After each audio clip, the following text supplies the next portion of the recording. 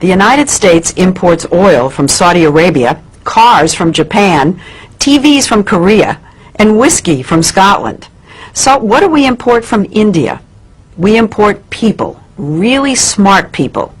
And as you're about to see, the smartest, most successful, most influential Indians who've migrated to the U.S. seem to share a common credential.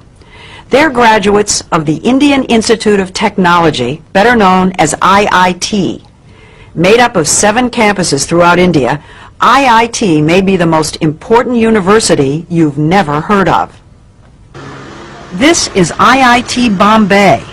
Put Harvard, MIT, and Princeton together, and you begin to get an idea of the status of this school in India. You compute the capacity of the column.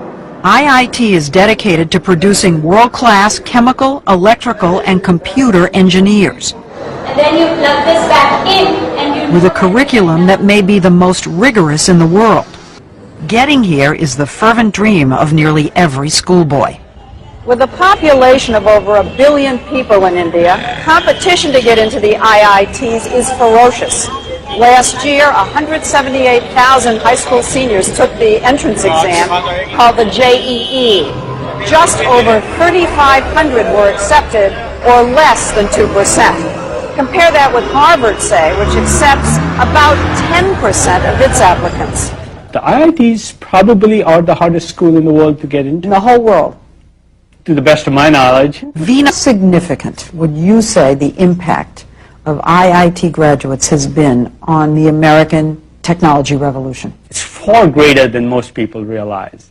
Microsoft, Intel, PCs, Sun Microsystems, you name it. I can't imagine a major area where Indian IIT engineers haven't played a leading role. Leading role.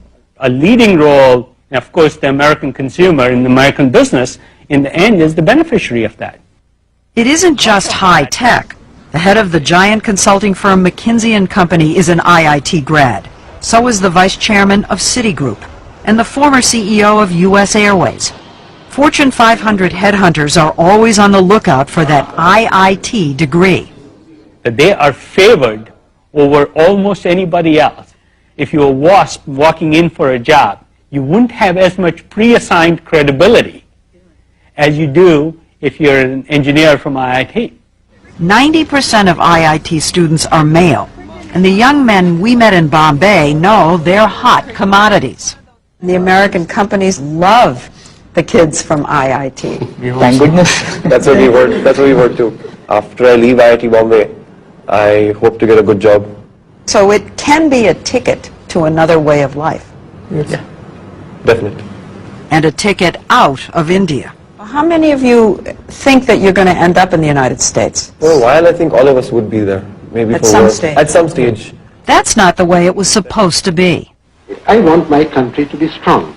Nehru, India's first prime minister, created IIT 50 years ago, just after independence, to train the scientists and engineers he knew the nation would need to move from medieval to modern. He never imagined India would be supplying brain power to the whole world. Would you say that IIT graduates are India's most valuable export? Yes, undoubtedly. N. Ram, one of India's leading journalists, says that because the stakes are so high, a kid starts preparing early. Age 7, 8, 10. By the 10 you know whether you're made for it or not. 30 to about 8, they're grilled and then they go to school.